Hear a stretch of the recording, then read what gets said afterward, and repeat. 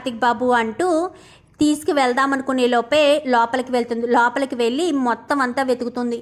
ఎందుకంటే ఆ రోజు చక్రధర్ వాళ్ళ బాబును కాపాడినప్పుడు వాళ్ళొక విజిటింగ్ కార్డు ఇస్తారు. నువ్వు చేసిన సహాయానికి మేము ఎంత డబ్బు ఇచ్చినా తక్కువేనమ్మా. లేక లేక పుట్టిన నా బిడ్డ, నీకు ఎప్పుడు ఏ కష్టం వచ్చినా కానీ ఈ అన్నయ్య నీకు తోడుగా ఉన్నాడనుకుని ఇది నీ దగ్గర పెట్టుకో. నీకు ఎప్పుడైనా ఏమైనా కావాలితే మాత్రం ఖచ్చితంగా నాకు ఫోన్ చెయ్యి, నన్ను మర్చిపోవద్దు అని చెప్పి ఇంకా చక్రధర్ ఒక విజిటింగ్ కార్డు ఇస్తాడు. ఆ విజిటింగ్ కార్డుని కాస్త తీసుకుని తన చేతిలో పెట్టుకుని పదండి కార్తిక్ బాబు అని చెప్పి శౌర్యని చూడడానికి వెళ్తుంది. వెళ్ళేసరికి శౌర్య కాస్త పడుకుని ఉంటుంది. శౌర్య పడుకుంది. దీప టెస్ట్లు అది చేశారు కదా, బ్లడ్ అది తీసుకున్నారు కదా, నీరసంగా ఉండుంటుంది అని చెప్పాను. కానీ ఆపరేషన్ ఎప్పుడు చేస్తారు కార్తిక్ బాబు అనగానే అది అనగానే డబ్బులు కట్టగానే చేస్తారు దీప, ఆ డబ్బుల గురించే చూస్తున్నాను. 50 లక్షలు కావాలి, 5 లక్షల రూపాయలు కాశీ ఇచ్చాడు. మిగిలిన డబ్బులు ఎక్కడి నుంచి తెచ్చి కట్టాలో అర్థం కాని పరిస్థితిలో ఉన్నాను. ఏం చెయ్యాలో కూడా అర్థం కావట్లేదు. నా దగ్గర డబ్బులు ఉన్నప్పుడు ఇదో పెద్ద లెక్క కాదు, కానీ ఇప్పుడు నా దగ్గర 1 రూపాయి కూడా లేదు. ఏం చెయ్యాలో ఎలా చేయాలో అర్థం కాని స్థితిలో ఉన్నాను దీప అంటూ కార్తీక్ అక్కడే కూర్చుని ఏడుస్తూ ఉంటే దీప కాస్త బయటకు వచ్చేస్తుంది. ఇంకా ఒక ఆటో వెళ్తుంటే ఆటోని పిలిచి ఈ విజిటింగ్ కార్డు చూపించి ఈ అడ్రస్కి తీసుకువెళ్ళమనగానే ఆ అడ్రస్ దగ్గరికి తీసుకువెళ్తారు. ఇదేనమ్మా మీరు చెప్పిన అడ్రస్ అనగానే డబ్బులు ఇస్తుంది. డబ్బులు ఇచ్చేసి లోపలికి వెళ్ళేసరికి ఎవరమ్మా నువ్వు అని చెప్పనగానే చక్రధర్ గారు నాకు బాగా తెలుసు, ఒక్కసారి ఆయన్ని పిలిస్తే మాట్లాడి వెళ్ళిపోతాను అని చెప్పాను. కానీ నువ్వు ఇక్కడే ఉండమ్మా, నేను లోపలికి వెళ్ళి చెప్పేసి వస్తాను అంటూ వాచ్మెన్ అంటాడు. ఇంకా లోపలికి వెళ్ళేసరికి ఎవరో దీపంటయ్యా మిమ్మల్ని కలవడానికి వచ్చారు అని చెప్పనేసరికి అదేంటి బయటే ఉంచేసావా అంటూ గబగబా బయటకు వచ్చి రామ్మ దీప ఇక్కడే నిలబడిపోయేవేంటి, రా లోపలికి అని చెప్పాను. కానీ లోపలికి వెళ్తుంది.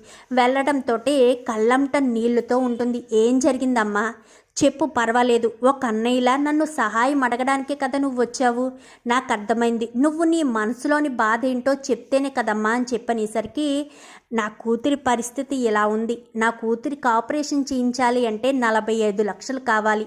మీకు తెలిసిన వాళ్ళు ఎవరైనా ట్రస్ట్లేయో అంటారు కదా, వాళ్ళ ద్వారా నా కూతురికి కొంచెం ఆపరేషన్ చేయించండి, మీ రుణం ఈ జన్మలో తీర్చుకోలేను అనగాని అదేంటమ్మా వేరే ట్రస్టుల ద్వారా తీర్చడం ఏంటి, నేనే అది ఆపరేషన్ దగ్గరుండి నేనే జరిపిస్తానమ్మా.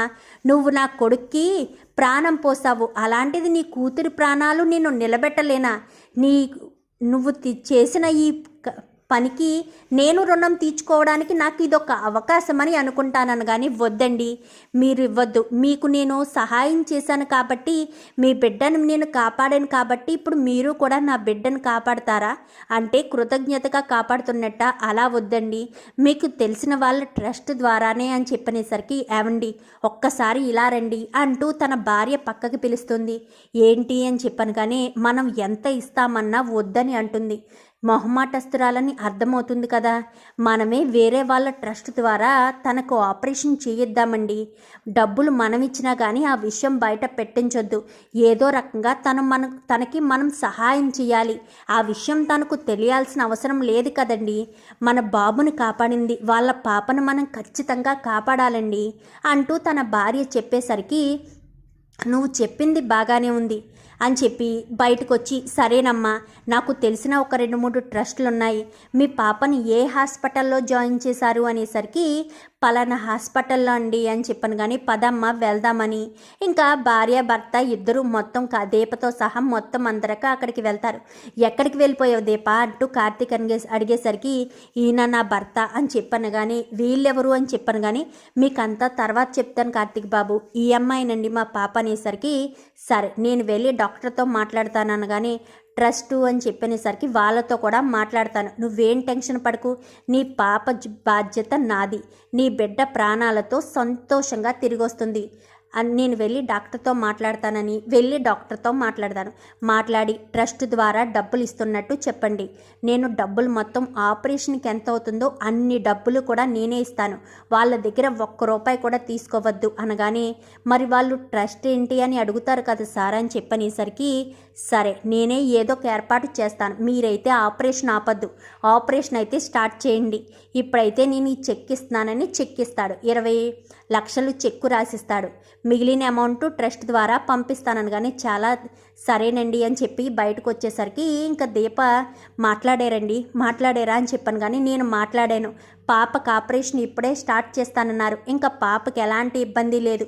నేను వెళ్ళి ట్రస్ట్ వాళ్ళతో మాట్లాడి నేను రికమెండేషన్ చేసినట్టుగా మీ పాపకు ఆపరేషన్ చేయిస్తానని నేరుగా వెళ్ళి వాళ్ళ బాబు పేరు మీద ఒక ట్రస్ట్ని అయితే క్రియేట్ చేస్తారు. ట్రస్ట్ని క్రియేట్ చేసి ఆ ట్రస్ట్ ద్వారానే శౌర్య ఆపరేషన్కి ఎంత డబ్బు ఖర్చు అయితే అంత డబ్బు కూడా వాళ్ళు ఇస్తారు. దీప వెళ్ళి డాక్టర్ని అడుగుతుంది, డబ్బులు ఆయన ఇచ్చారండి అని. కానీ లేదమ్మా, ట్రస్ట్ ద్వారానే ఇచ్చారు అని చెప్పనేసరికి సరేనండి అని చెప్పి ఇంకా వాళ్ళకైతే కాళ్ళకు నమస్కారం చేయబోయేసరికి, ఎందుకమ్మా దీప, నువ్వు నా బిడ్డ ప్రాణాలు కాపాడావు, దానికి కృతజ్ఞతగా నువ్వు ఎంత డబ్బు అడిగినా నేను ఇచ్చేవాడిని, కానీ నువ్వు అలా వద్దు, ఏదైనా ట్రస్ట్ ద్వారా నా బిడ్డ ప్రాణాలు కాపాడండి అన్నావు. పోనీ ఆ డబ్బు నేనే ఇస్తానన్నా వద్దని అన్నావు. ఇంత గొప్ప మంచి మనసున్న మనిషికి సహాయం చేయడం ఇది నా బాధ్యతగా నేను అనుకుంటాను. నీ బిడ్డకు ఎలాంటి ప్రమాదం లేదు. నీ బిడ్డకు ఆపరేషన్ చేస్తున్నారు. ఆపరేషన్ సక్సెస్ అవుతుంది.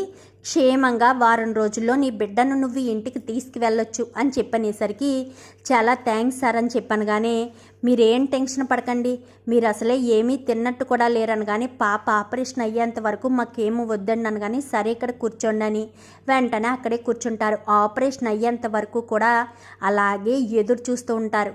సుమారు 4-5 గంటలు ఆపరేషన్ జరిగి బయటకు తీసుకొచ్చిన తర్వాత ఎలాంటి ప్రమాదం లేదు. ఒక 2 గంటల్లో రూమ్కి షిఫ్ట్ చేస్తారు. అప్పుడు వెళ్ళి చూడండి.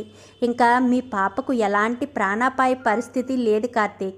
ఇక మీదట ఎలాంటి ప్రాబ్లం కూడా మీ పాపకు రాదు అని చెప్పి డాక్టర్ చెప్పి వెళ్ళిపోయేసరికి ఇంకా కార్తీక్ దీప చాలా బాధపడుతుంటారు.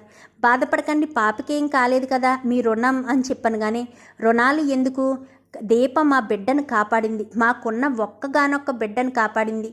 మీ బిడ్డను కాపాడే అవకాశం మాకు వచ్చింది, అది చాలు. ఇంకా ఏమైనా అవసరమైతే ఎట్టి పరిస్థితుల్లోనూ మర్చిపోవద్దు దీప. నీకంటూ ఒక అన్నయ్య ఉన్నాడన్న విషయాన్ని మాత్రం ఎప్పటికీ మర్చిపోవద్దు.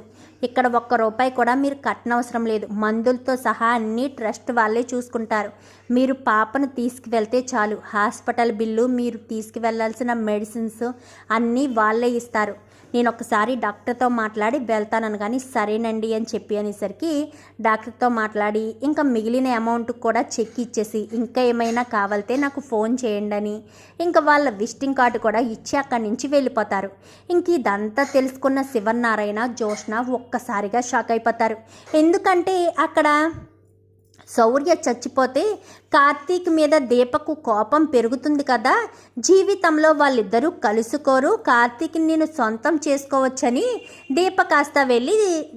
జోష్న కాస్త వెళ్ళి దీపకు చెప్పేసింది. కానీ ఇక్కడ అటు తిరిగి దీప శౌర్యను కాపాడుకోవడంతో జోష్నతో పాటు పారిజాతం కూడా షాక్ అవుతుంది. చూసారా మామయ్య, దీప లాంటి మంచి మనిషికి ఎవరైనా సహాయం చేస్తారు. ఒక ట్రస్ట్ ద్వారా తన బిడ్డను తాను కాపాడుకుంది. మీరు డబ్బులు ఇవ్వలేనంత మాత్రాన తనేమీ చనిపోలేదు, బ్రతికే ఉందా పాప. మీరే మనసు లేకుండా వీళ్ళు చెప్పిన మాటలు నమ్మి మీరే అంత కర్కశంగా ప్రవర్తిస్తారని అస్సలు అనుకోలేదు. కోపాలు ఉండొచ్చు పెద్దవాళ్ళ మీద, కానీ మీరు పసిబిడ్డ మీద కూడా కోపం పెంచుకున్నారు చూడండి. నాకు మొట్టమొదటిసారి మిమ్మల్ని చూస్తుంటే అసహ్యం కలుగుతుంది అంటూ అక్కడి నుంచి వెళ్ళిపోతుంది సుమిత్ర. ఒక్కసారిగా శివనారాయణ షాక్ అయిపోతాడు. సుమిత్ర విషయంలో కూడా, అంటే సుమిత్ర దృష్టిలో కూడా నేను ఇంత దిగజారిపోయానా, ఒక పసిబిడ్డను కూడా కాపాడుకోలేకపోయానా, జోష్న పారిజాతం చెప్పిన మాటలే నమ్మానే తప్ప అసలు శౌర్యకు పరిస్థితి ఎలా ఉందని తెలుసుకోలేకపోయాను అనుకుంటూ ఉంటాడు శివనారాయణ. మరి ఎప్పుడు దాసు స్పృహలోకి వస్తాడు? దీపే ఆ ఇంటి వారసురాలని, జోష్న దాసు కూతురన్న విషయం, ఇదంతా చేసింది పారిజాతం అన్న విషయం ఎప్పుడు తెలుస్తుంది? ఇదంతా కూడా రాబోయే ఎపిసోడ్స్లో చూసి తెలుసుకునేద్దాం. మా వీడియో కనుక మీకు నచ్చినట్లయితే వెంటనే లైక్ చేసి మా ఛానల్ని సబ్స్క్రైబ్ చేసుకుని పక్కనే ఉన్న బెల్ సింబల్లో ఆల్ పై క్లిక్ చేయండి. ఎలా చేయడం వల్ల అందరికంటే ముందుగా చూడవచ్చు.